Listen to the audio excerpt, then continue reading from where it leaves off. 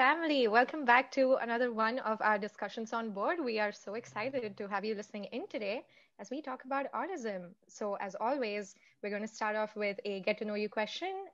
This way, all the panelists will introduce themselves and you'll get to know us a little bit. So, the question for today is if you could learn a skill overnight, what would you pick to learn and why? I'll go first. My name is Sia Kulkarni. And the skill that I'd probably learn, I'm always tempted to go meta and say, oh, I'd want to learn how to learn anything in one night, but I'm going to try not to do that. That's an easy way out. So I would probably pick, I would want to learn how to speak any Scandinavian language.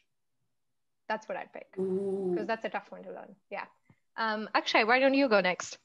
I just want to appreciate that because Scandinavian languages, some of them have clicks. So when you're speaking, like sometimes comes from there, like, sort of thing, which I've really appreciated. So yeah, that's a really good skill to learn. For me, I'm sort of thinking, like if I can learn the skill to cure something, something that's already out there, then I wouldn't have to go to the doctor for that. So I'm guessing like whatever is like the most common thing, I wish I knew this was the question, so I probably would have done some research to answer this. But I don't know. Is there a cure for malaria, or is there a cure? Yeah. A cure for malaria? Okay, cool. Yeah, let's go with that. Yeah. So yeah, that's mine. Pranesh? Yeah. Hi, I'm Pranesh. I'm one of the panelists today, and again, thank you for having me on today. If there's one skill, I just want to cheat here and say a set of skills. I want to know how to plumb, fix an engine. I want to know how to do like basic, basic electrical work and like, any house fixing work. And I want to know how to weld. So I want to like have those set of skills. I think I guess it's technically like one skill, which is just like fixing shit, like or rather fixing stuff. I think that's going to be very useful in a post apocalyptic scenario, because I have this like big apocalyptic scenario thought out. So I have a lot of good stories to recommend you, but I'll do that after the call. Yeah, let's talk about that. That should be fun. Sweet. I'm Ilakkiya. I am one of the co-founders of Cittàlayam. I'm a third-year student in college. So this question got me so excited because there's so many things I'd like to learn. But what I'm working on right now, and what a skill I guess I'd like to learn overnight, is how to play the piano just from like, I guess, listening to a song. I can be extravagant with this, right? Because this is just like if I learned it overnight. So it's like the ability to play from just hearing music. So I guess perfect pitch. That would be something great to learn overnight. Ilakkiya, you know who can do that? Yeah, Aditya. Yeah.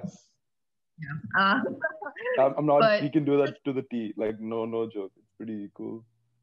Exactly. And so I'd love to do that. So like I can, and the skills that come with it, right? Because then I can play the piano, great. I can probably, I don't know, sight reading is a different thing, but it would be so good. I recently realized that playing music, like I know how to play the guitar to an extent, but I've learned it for a while. I've stopped recently, but playing music and listening to like when I record myself playing sometimes and listening to that again gives me just so much happiness, and I want to play more music. So I'd love to learn to play overnight, or piano specifically. So let's get into the topic for today, so which is autism. So before we go into it, let's define a few of the terms that come with autism, which is autism, masking, and also what's the diagnosis process for autism? I think so I think let's just jump into like the diagnosis first. Some people, they get diagnosed when they're a kid, and they go to the appropriate specialist. They do psychiatric evaluations, and they get to a conclusion. But sometimes what happens is people as they get older, they realize that they've, there's something's a little off about them, and they realize that it could be this, could be, autism, and they take, a bunch of, tests, um, to reach the conclusion that they are in fact autistic, and that's called self-deexed in the autism community. So I think like that would be so that's sort of the diagnosis. And I think autism is not like one deterministic thing. It's a set of behaviors whose um, it's across a spectrum, where the intensity of the behavior varies across the spectrum. But the common traits include, hyperfixations, very, very specific interests, um, inability to judge social ambiguity in everyday interactions. So what you just saw right now, which is like, oh, is that a question? That's an example too. That happens like every day for someone who has. I'm sorry. And what's the third thing? The third thing is masking. Yes, what does that mean? Yeah, sure. Masking. I think it's sort of taking a character or playing a character just so that it's just for like efficiency's sake. Let's say you have to hang out with a bunch of neurotypicals and you are at a party. It is far more easier to play the character of someone who is wild than it is to be yourself. Okay, that is masking behavior. Like, cool. to put it in a very anecdotal context, but masking behavior is basically when you fake behaviors to hide all the behaviors that come with being autistic. I really like the ending. So with masking, usually it comes. People usually do it when they try to fit in, and it happens more so that because of the stigma that comes with autism or just like being different, they try to act normal or like whatever the neurotypical people do to make it look like they go by the same rules as well. What are the misconceptions of autism? One of the ones that I heard about just when I was researching and I was looking at a lot of YouTube videos where people on the spectrum were, sharing what it's been like for them. One of the ones that even I had to a certain point in my life was that it was, just like a singular diagnosis and it isn't, on a spectrum. Either somebody is or someone isn't. And I also didn't know that it was also present in women. I feel like a lot of the times when we talk about autism or it's represented, at least in media, it it was mostly men who were shown to be that way. So I don't know, it was also prevalent and also more easily masked in women from what I saw and what I heard people share. So that was definitely a misconception that I had. That's actually a good point you bring up, which is autism. Is a spectrum. So you might have a friend who is autistic, and then you might meet like another guy who is also autistic, and they might have lived completely different lives because of completely different set of rules. Because they've just because they are autistic doesn't mean go by the same rules, and that's very important to Pranesh. I think the biggest misconception is that like being autistic means you're introverted. That's not true. It's not true at all. Like, I think I'm pretty extroverted. Like, I'm a very like go like type A person. But like, there's also this other thing. So really, like, it's not so much like whether you're introverted or extrovert, because that's to do with whether you prefer being with people and whether you feel comfortable without people. The autism thing just like adds another dimension to that, which is like, what do you do to like, if you're extroverted and you have this, like, how do you like navigate that. So there's just like an additional challenge, I guess, if you're an extrovert. But there's extroverted autistics. Like this, I mean, if you look at like tech, so many of the CEOs that you and I know are probably extroverted and autistic, for example. Like, like that's a very vague example, but I think the point is like it's really not correct to make the assumption that autistics are introverted by design. That's just really stupid. That is a second, good. Yeah. Go on. Yeah, and the second thing is like how emotions are processed. So there is this presumption that again autistics are not emotional, but I would argue that we are more emotional because we process a lot more, we absorb a lot more. And I would argue that we're more emotional. So I think that's another big misconception. Both very good points, and I do want to add to the introvert and the outrovert, introvert and the extrovert thing, which is that sometimes like just because they're different, people might think that like they don't want to be friends or something like that. Sorry, I need to clear my throat.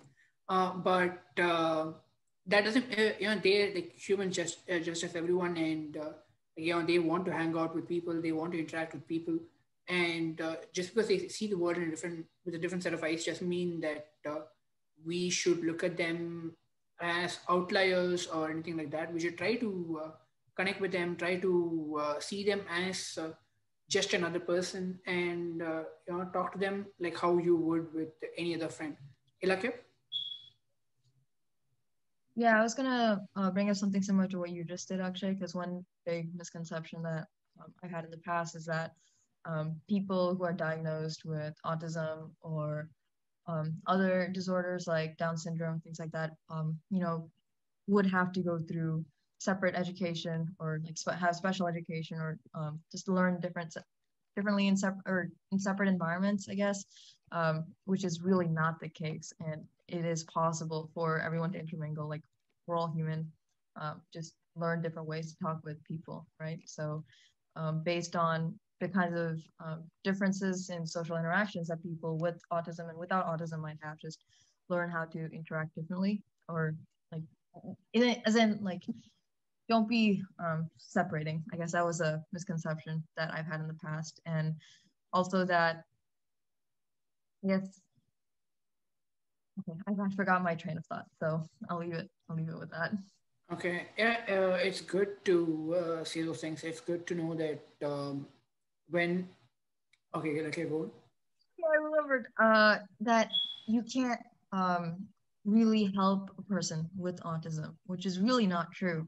In all the reading that I was doing, parents can play a big influence in helping their child grow and develop, and the amount of care that parents can give towards helping a child learn, get through school, learn how to do their daily things independently, can play a big role. So another misconception is that it's like you can't make someone more psychonormal, or like that's not the, I don't know if that's the right thing to say, but I don't know, just you can help.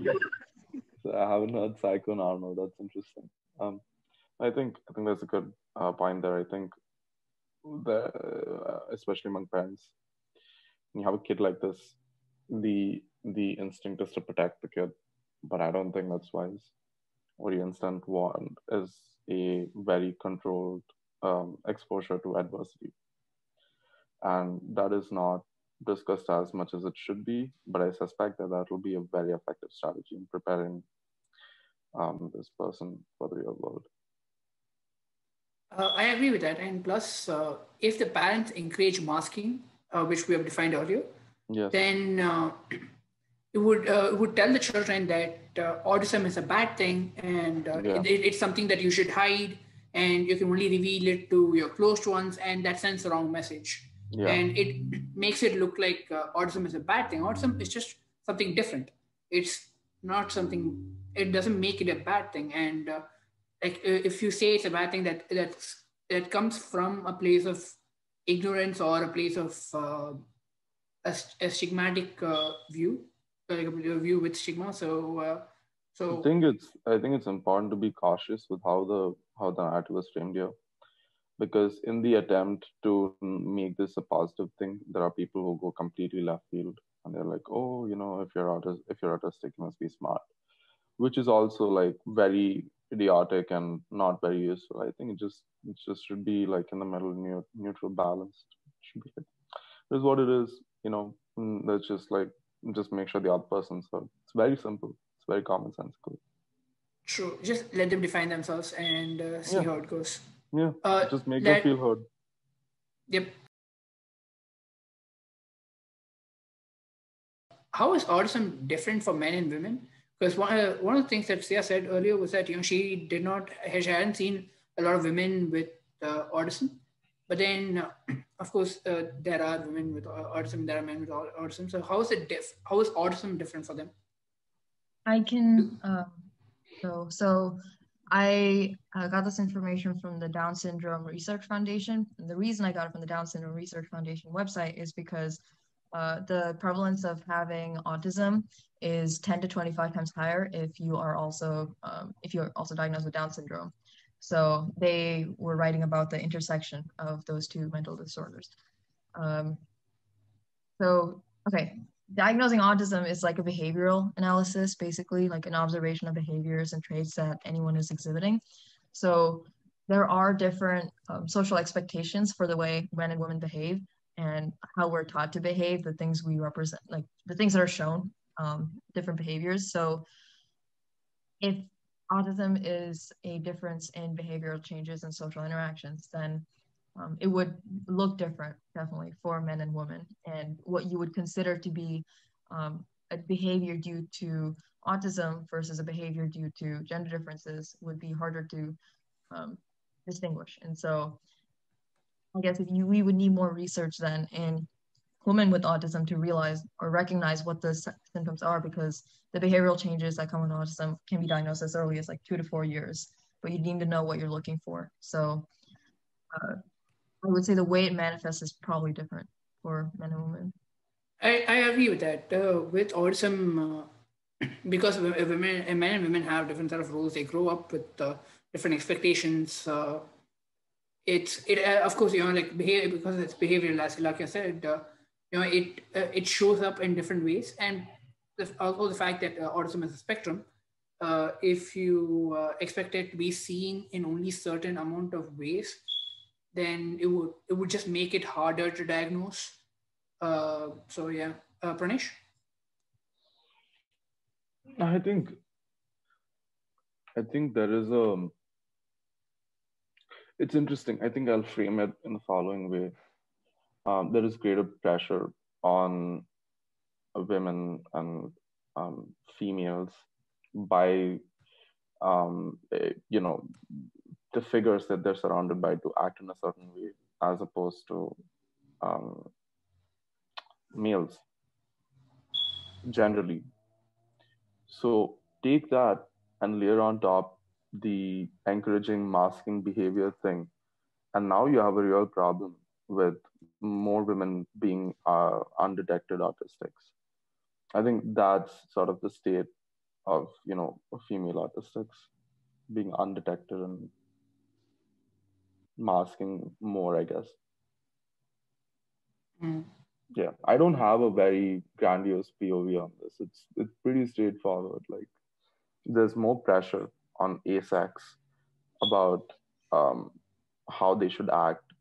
It is also likely that they are pressured to behave in very specific ways, which leads them to demonstrate masking, which leads them to being undetected. So it's a pretty just following the trail of breadcrumbs. Yeah, nothing Yeah. grandiose. Sia. I'm paraphrasing the experience of someone that was talking in a YouTube video, and we'll link it in this one too. But they were sharing about how with men, typically, if some of the categories that they get interested in terms of, specific interests, are typically very STEM oriented, and then people who diagnose autism tend to look for interests such as, I don't know, like computer science or mechanics, because they in their head associate that with autism. But that's because that's also what men are typically interested in. But women who have autism, they also linked another study in that YouTube video. So this is getting very meta linky, but you'll have all the references. Um, about how some women in autism actually have more interest in the literary side of things, or are really into theater or in the arts. And because their interests are not as expected, it contributes to the lesser likelihood of being diagnosed. So I found that to be quite interesting about how just gender norms have shaped what people expect autism to look like. That is very interesting, and I found a study as well that usually autism is like found in men. Like, they're able to like diagnose it earlier than usually with women. Like with the average age, it's like it's easier to find it with men, whereas like it's a bit harder to do it with women. And like the other thing I found was that there's a 4:1 ratio with I don't know, I forgot which country it was. I haven't noted that down, but there's a 4:1 ratio of male to female ratio with autism. And that's not because the amount of autistic people are 4:1, but rather it's because according to that study, male use a different part of their brain when they're autistic, and that's one of the ways that they're able to find it. Whereas with females, they usually use the same part of their brain. And again, I'll add that as a resource in the description. Pranesh? Yeah, I mean, I think it's pretty well. I think I just want to say, Sia's point was pretty solid. It's again, I think that's another discussion to be had on its own, which is like, why do these gender normative patterns exist with the specialists who are supposed to be diagnosing this in a very clinical way, and how does that affect outcomes in terms of autistics being detected? I think that's a separate conversation to be had, and it's a critical one, because if that goes undetected, very I think, just to take a very economic point of view, I think all governments should be interested in this, because if you figure this out, there is a wave of productivity that will be unleashed. Because if you can figure out how to manage this population that you didn't even know existed, you'll obviously get more productivity, and your country or your state will function better, and that's good. Like, that's good in the interests of your state or your government. And I think framing it that way might yield good outcomes for autistics, especially female autistics.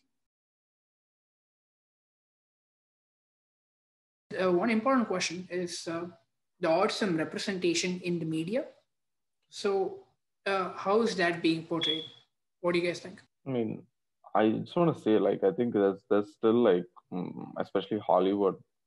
I don't even know what movie is there about autistics, and like Bollywood. I have no clue. But I've seen a TV show. I've heard about the movie that Sia did. And I mean, it's fine. Like, but they're just like they're just like kowtowing to these stereotypes and cliches that exist, and that just makes things worse. So as opposed to doing a tribute to the people who are dealing with this, you're just making things worse for them. So there's not balanced representation of what it means to be this, because it is a very diverse population. I think had these content creators, be it movie makers or TV show makers, sat down for like a day and gone through like autism Twitter, they would have done a much better job, making that movie or that TV show. There's a lack of understanding of how diverse this community is. And Pranesh makes a really good point. Like, there is a very vast spectrum in the ways that autism manifests, and I feel like it's easy to catch on to the most prevalent ones or the most publicized manifestations of autism. So what I'm thinking about is like being a savant, right? So that's when you have autism and are considered to have extreme ability, like more than the average person, like extreme skill in a certain area. So it's different from having extreme interest. It's like extreme skill, and you're able to like perform really well. So I've watched the show The Good Doctor, which is actually a remake of a Japanese or Korean TV show. But it's so it shows a trauma surgeon who is a autistic savant. So he basically has like extreme medical knowledge and is able to come up with a bunch of different uncommon medical operations and surgeries on the fly that most other doctors won't remember, but he'll remember and he'll know. So if that's the only portrayed version, then what are you doing for people who are not savants? And savants in autism make up a very small percentage of the autism spectrum disorder. So very minimal representation, just like every other place where if there's less representation, you're not doing it well. So I don't know. I also don't know if it's worth filmmakers and TV show makers to kind of mention like this character does have autism spectrum disorder, because if the average audience doesn't know how to recognize it, then would it be worth it for people to like explicitly point it out? Like there's director notes, there's people can post it on Twitter. Like, is it worth them mentioning it so more people learn to be aware of it, rather than in their heads they have the idea, but just because we didn't pick up on it, now we miss out on this representation. I don't know how many cases that's true, but I don't know, it's something I'm thinking about. That's a good point. Sia? That's an incredible point, Ilakkiya. I remember reading about this report that the organization GLAD did about diversity in media, and they had found, if I remember correctly, that non-neurotypical people were only in like 1.1% of the shows on television. And even when they were always I shouldn't say always, in most of the cases, their non-neurotypical behavior was somehow a crutch to the storyline. And they weren't just there as a character. Like they were there because their non-neurotypical behavior was offering some kind of addition to the story. And that's not how we function in everyday life, right? So it was always either like the butt of a joke, or something crucial happens because somebody, with non-neurotypical behaviors does something, and it wasn't just general representation. So I find that very interesting that, people with non-neurotypical or just like non-typical identities are usually only represented negatively because of that. That is interesting because I've seen a few movies like where the characters are autistic, and for example, like one of the movies is like the Hindi movie My Name Is Khan, and in that movie, Shah Rukh Khan is the actor, and he wouldn't have been able to do the things that he did if he wasn't autistic. And then the way I saw it, he became a hero because he was autistic. Because if he was a neurotypical person, that any of those situations wouldn't have occurred. And it's not that they're not showing it in a good light, but rather they show it's saying it's different and it's okay. Pranesh? But again, that goes back to the problem of like making it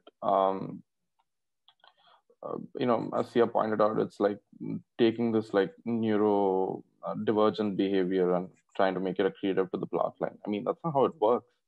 And I think that's arguably damaging to the people who are dealing with this on a day-to-day basis. I mean, most of the times when someone has this, they probably screw up. They probably overthink this in their room about like why they did what they did. No one calls them a hero. It's impractical and completely unrealistic. It's not grounded in reality at all. and that's damaging to the perception of how this is dealt with. To and that makes things worse for people who already have it like really really bad. It's very disappointing.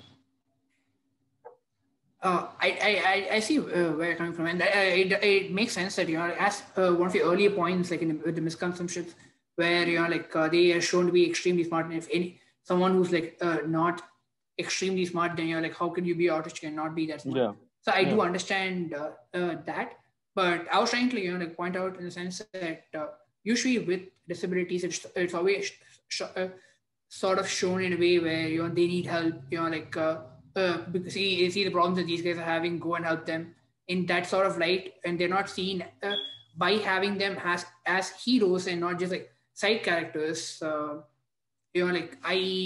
why I said that. But of course, you do make a good point, and there needs to be more representation in the media. Some of the other movies that I did find were Barfi, where Priyanka Chopra was autistic, and in the My Name's Khan, he's like high level, whereas with Buffy, I think it was like medium level. I don't exactly know the terms, but if you watch the movie, you probably will be able to research these things.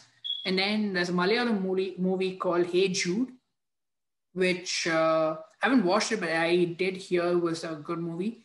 And there's a Tamil movie called Haridas, which showed autism for kids. And while it's not really good with the representation, the amount of representation we need is definitely more. I am glad that there are at least some movies in different languages, because India is a place where there's 20 official languages, so we definitely need representation in all of those languages. Do you guys have anything else to add? I guess I have just a clarifying question, I guess. So we're saying it's better to have representation of people on the autism spectrum as just characters living their lives, and it's not like the plot point, it's not the plot device, it's not the hero arc, it's not the villain arc, it's just representation. Like you're there, you're just like another extra, you're there, you're present, we're able to see it. No, I think the hero arc thing is fine, but I don't think the hero arc should come from the fact that they're autistic. I mean, that's where the problem arises. Okay. Like, let's say there's someone who's trying to I don't know, create like an enterprise software company. Like, you don't talk about them having, I don't know, some bone disease. It's not the focus of the plot. The focus of the plot should be how they're building that company. By the way, another autistic thing, bringing special interests into every part of the conversation. What I did, another example. This can annoy people so much, but I mean, if you have a really nice set of friends, it works out, and I'm blessed. It works out. So. Okay. Cool, Yeah. cool. Because then I'm wondering if the Good Doctor is okay representation, because he does. I mean, again, he is a savant, and that is a very minimal population. But I guess they try to see how he, I guess, improves the way social connections he has with different people in the staff community, so it helps him be a better surgeon, work with them better. He tries to start a relationship with people, and like they show how it fails with someone who isn't willing to work with him versus how it works when someone is like they really love him and they want to take care of him and like just be a good partner, right? So I'm wondering if that would be considered good or bad representation. But again, who are we showing there? A white male. So let's talk about intersectionality. No, just bringing that up. It's funny. That's a good place to change this question. What can go wrong if a parent does not react well when they learn that their child is autistic? Like right after they learn that their child is autistic? So, a lot. And so you can really help. I mean, autism just means that you have a different like set of needs, like a different way of interacting. That's not like what you would do with a neurotypical child, right? So if you recognize and you learn that your child is autistic, if you react wrong, you can either not do the kinds of things, the changes necessary to take care of them and foster their growth and learning and development, which is bad because then your kids' opportunities in the future are going to be stunted. People are getting better and better with employment, regardless of like disability, mental disorders. Like we're getting better at it slowly and slowly. But if you don't help your kid from the get-go, you're kind of hindering their chances for success in the future, because I've read that you can really make a big difference in a child who has autism by just if you know early and you can intervene early, you can help a lot. But if you don't do that, then you're not helping at all, and so that's not helping your kids' growth. And I guess the mental attitudes and behaviors that parents would bring to their interactions with kids if they don't if they treat autism as a bad thing and start reacting negatively to the kid and just say and act in ways that makes the kid think that they're a burden to their parents, then that's really terrible, right? For their self-esteem, how much the kid values themselves, their interest to grow and succeed, that will all be really badly affected. So parents should just, however, it's sad to think that it could happen, but I can also see it happening. So just be really, none of us are parents yet. So I guess just be caring. Right? I think the primary job of the parent is to make the child feel safe. Yeah. Right. So I think just being balanced and just saying, okay, let's just talk about this, just asking questions and just making them feel heard, like that itself like de-escalates the tension that the child is experiencing.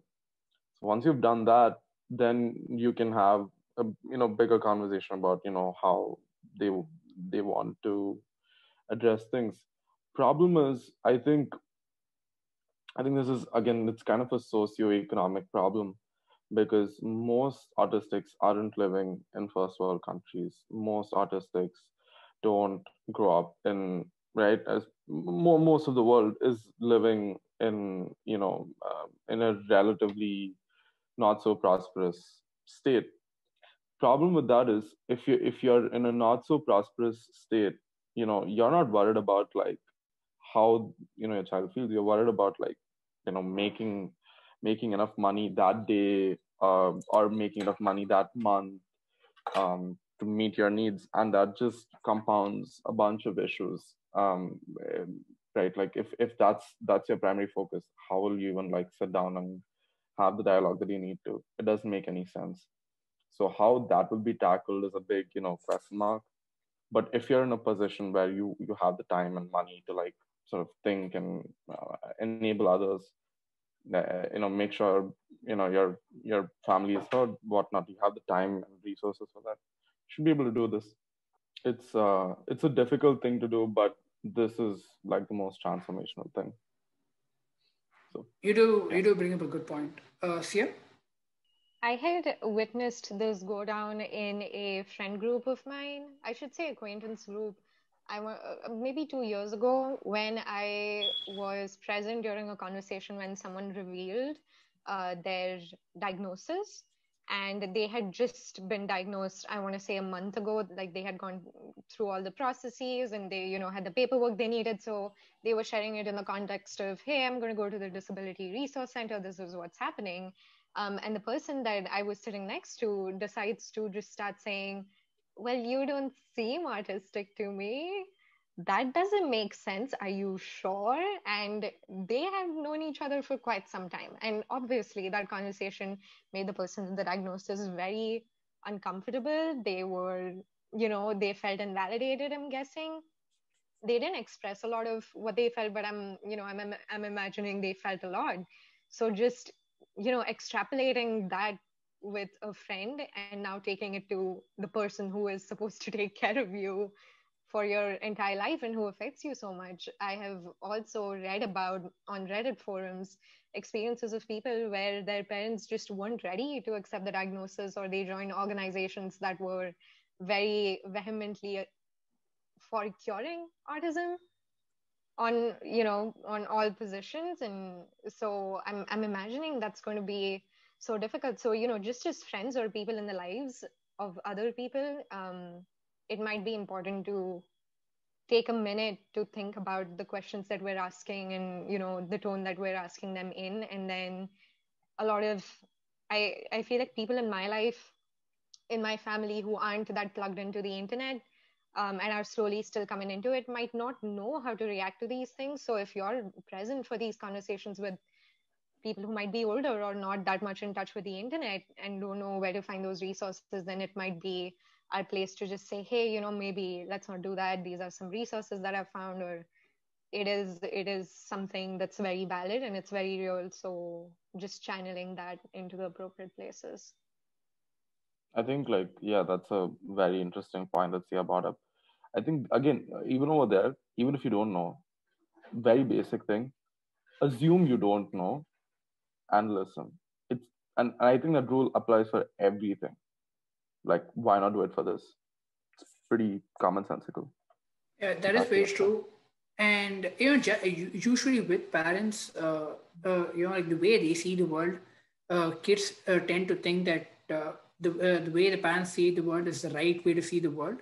So when Mhm. you don't see autism as as an important thing, as something to be proud of, or something to do something about. Even let's say you are diagnosed with autism, if you don't do anything about it, the early diagnose wouldn't have helped because you didn't really change anything within your lifestyle, and especially within your kids' lifestyle.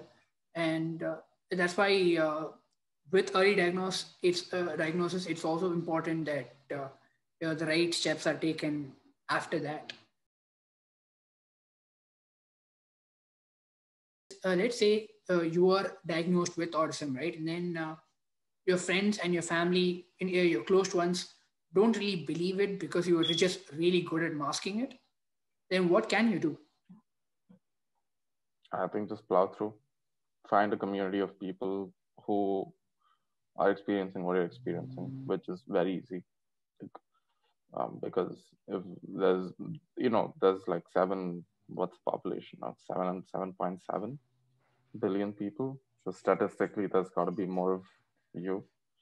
Um, like for me, I've used Twitter a lot. Like there was a point when I was actively on Twitter, seeking out and engaging in, like, people who have the comorbidity of autism and ADHD, which is what I think I express, because I've officially been diagnosed for ADHD, but I think I'm a self-diagnosed like autistic, and I will do the official test and like get that like sorted. But nonetheless, like there is like so many people exactly like me who are like self-DX autistics, but they're officially diagnosed as ADHD.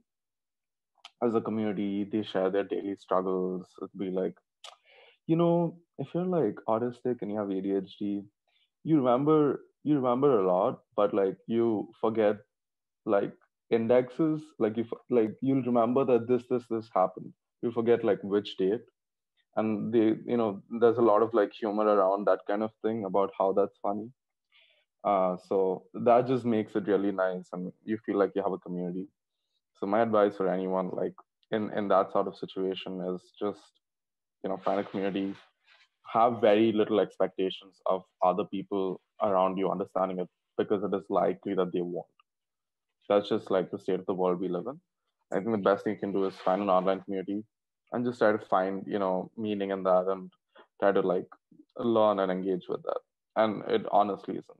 It gets better. I'm glad that you brought up that it does get better, and hopefully like because of the number of people and technological advancements that we have had, hopefully you would be able to find a good community, irrespective of whether it's Facebook or Reddit or Twitter, wherever you find yourself. Yeah. But it is pretty awesome that you would be able to find it. The second thing is hopefully if there are some good movies that do come up, you could just like show them as like like okay, let's watch a movie together or something like that, and then that's one of the ways that they tend to understand at least something like this does exist. And of course, it wouldn't always work because sometimes they do know that it exists, but rather it's just that they don't want you to have that, and they sort of in a denial of it. And when they're in denial, of course, this wouldn't make a difference. But if they are in denial, I don't really know how to make that better. Again, I think that just comes back to the issue of the presumption that even if you're like a PhD in this, that I think you should still hold the presumption that, oh wait, maybe everything I know could be false. I think that the lack of humility, like that specific kind of humility, is the issue in this case. That's why all this stuff is happening. Like people already, like this is like, I think what I've observed, be it like personal life or business or school, people have a preconceived notion of how things work, and then there's a bunch of superficial logic that's built up on top of that, and they seek out facts to satisfy that superficial logic. That's why it's so hard to have conversations with people about this kind of thing, because there's a genuine lack of open-mindedness and humility, intellectual humility specifically.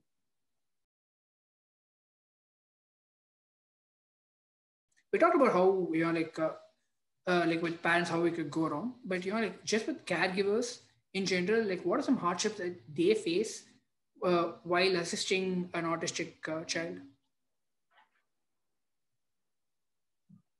There was I don't think the caretaker thing happens for like high functioning. It's more of an issue with people who because it's with the more lower functioning autistics. It's just exhausting. And if the parents are distant, that just makes it far more exhausting. And I would not have known this, but there was this boy who was autistic and displayed your cliched savant syndrome traits. Was able to, I think he remembered every something to do with being able to tell which part of which city or which state or which country was on a map without any labels. And it was very gifted that way, but he also lacked basic skills like in terms of processing the environment around him. And his mom was a teacher, and I think most of her life was spent in just taking care of him. It's very exhausting. It ages you. And yeah, actually there's a show called Atypical on Netflix.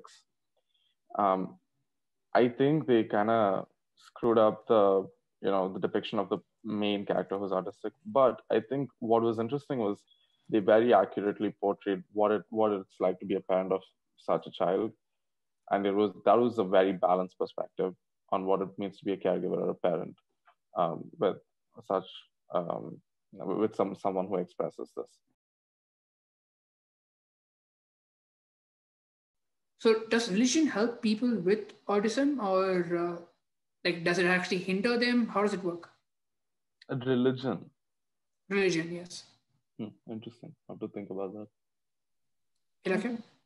Or something. So, I guess the rules and routines part, like if there's a schedule or a planned repeated activity that comes along with religion. So I don't think it's like religious faith itself that's going to be the help here, but more so the practices that might come with it. Like you wake up every morning, you shower every morning, you do a prayer every morning, you do something in the evening, every Sunday you do this. Like whatever practices that are repeated that come with religion, that could help, because just in general having a schedule helps. So some of my experience came from a video made by Mark Rober recently. He's a really famous YouTuber. So his son has autism, and he was actually sharing about his experience with that and what he does for his son, what his son does. And it was really great. And he mentioned how they have a set schedule of every night, like they go to bed a certain way. They talk about stories. He has the same jokes that he tells his son, and that kind of repeated schedule kind of makes it easier, because you alleviate the concerns of like what other things could be happening for the kid. So he knows that his son knows then that, at this time we're going to be doing this. So it alleviates some of the pressure, because he mentioned how sometimes people with autism, they at least they take in a lot of information, like it's like sensory overload, right? So it's like right now I'm mostly visually paying attention to you all and hearing what you're saying, but I'm ignoring the AC noise right next to me. I'm ignoring a bunch of other things. So for when you have autism and you're taking in so much, to have a schedule and not have to worry about what are all the options that could possibly happen, but to know this is what's happening next. This is what happens when I do this thing. That could help. So not the faith itself, but practices, schedules help. Yeah, I think like that definitely plays a part, and I think that's a good point that you brought up with respect like overstimulation and whatnot. And I think there's another way to look at it, which is like maybe like praying could just like again just generate familiarity and comfort because it is familiar to what they've experienced. You know what I mean? Like it's just like praying could be like a familiar thing. Again, I don't think the faith particularly helps. I'm pessimistic about the faith itself, but it's just like the rituals creating a sense of comfort. That's I actually like very well put, Ilakkiya. I was excellent. I didn't even like think about that. It was very interesting.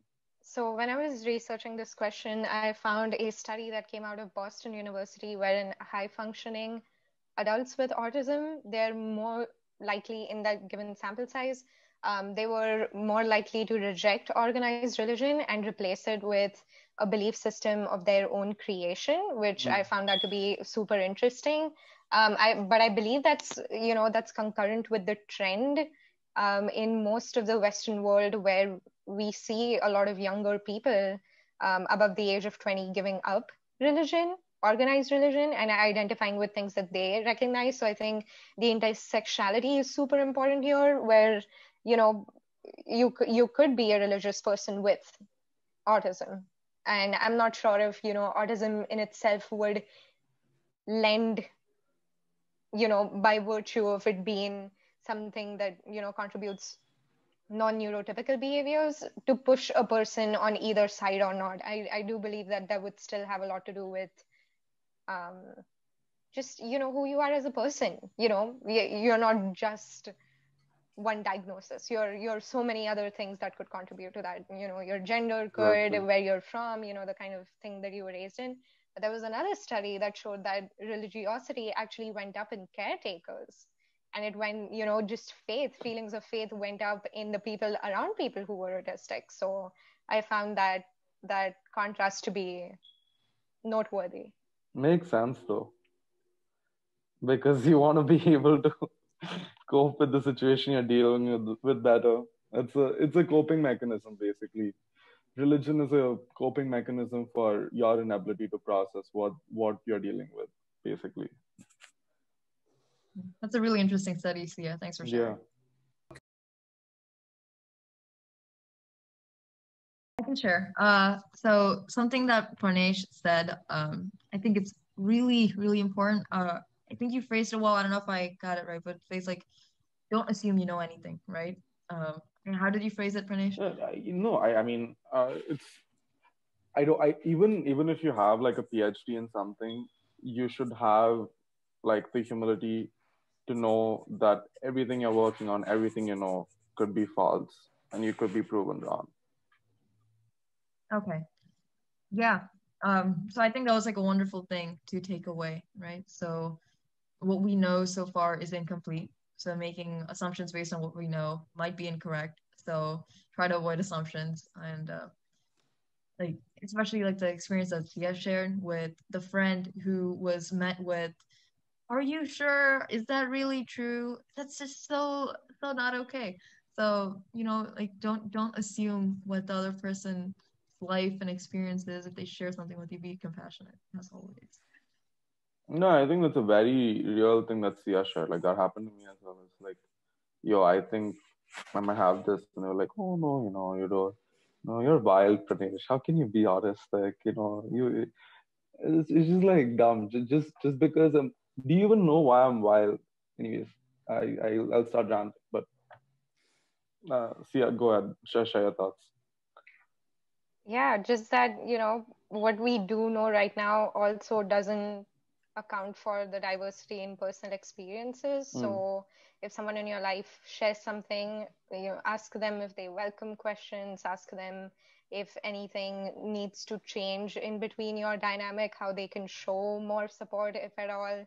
And be curious to a level that they're comfortable with it. And with all identities or diagnoses or anything that people choose to identify with, just know that they're not just that. Okay. That's very good. Pranesh? I think again, I just want to repeat that point again, like just be open-minded and be open-minded, even if you know a lot, like be open to changing your mind, because to be close-minded in a world that's dynamically evolving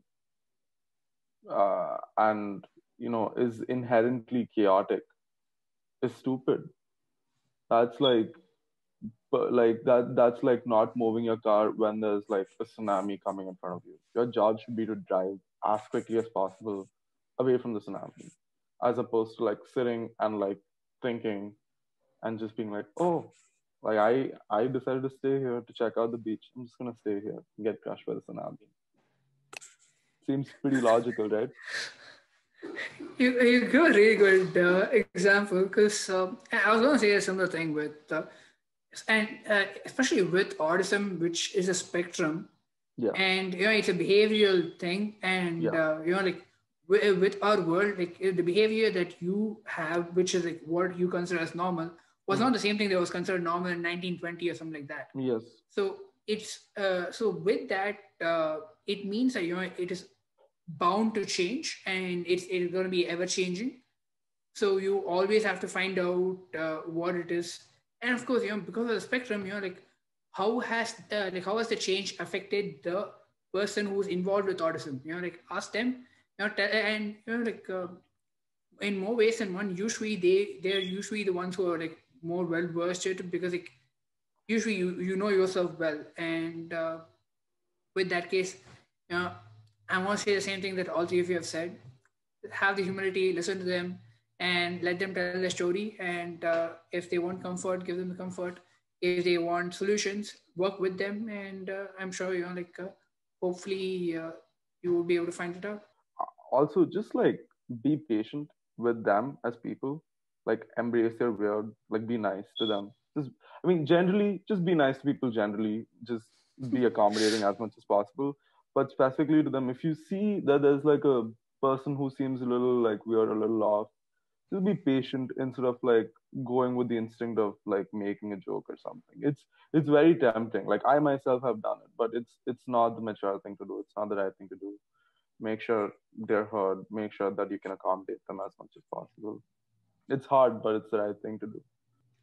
Yes, patience is always important. Anyway, thanks so much for like joining this discussion. I learned a lot. I learned the importance of humility in this, because everybody has said that as the closing thoughts, and I've also like learned through the different studies that Thea has brought up, and the different perspectives that everyone has brought to the discussion. It was a very lovely thing, and most importantly, the perspectives that Pranesh brought, because he was able to bring in anecdotal experiences. So I hope we all learned a lot, and I hope so you do take some things from this video. Thanks so much for joining. You have a wonderful day. Thank you for including me. Thanks for watching. For more discussions, make sure to subscribe and turn on the notification bell. Also, make sure to like and comment more topics that you'd like to see us discuss. We'll see you next time.